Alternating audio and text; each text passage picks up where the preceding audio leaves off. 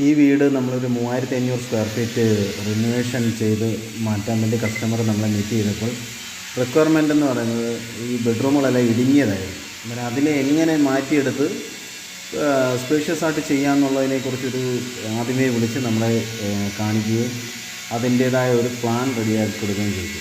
ഇത് ആ സമയത്ത് എടുത്ത വീഡിയോ ആണ് നമ്മളത്.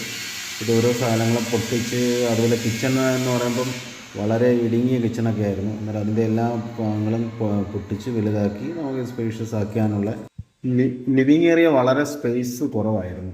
മെയിനായ ഒരു പ്രോബ്ലം അതായിരുന്നു. ഇതിൽ ലിവിങ് ഏരിയ, ഡൈനിങ് എല്ലാം നമ്മൾ ഭിത്തികൾ ഇടയ്ക്കെല്ലാം വന്ന കാരണം റൂമുകൾ വളരെ കൺജസ്റ്റഡ് ആയിരുന്നു.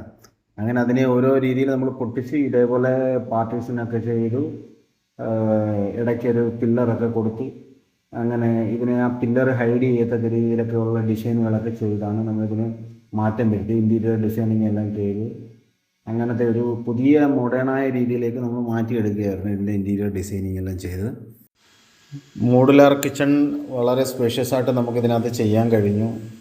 അതുപോലെ തന്നെ ബ്രേക്ക്ഫാസ്റ്റ് കൗണ്ടർ,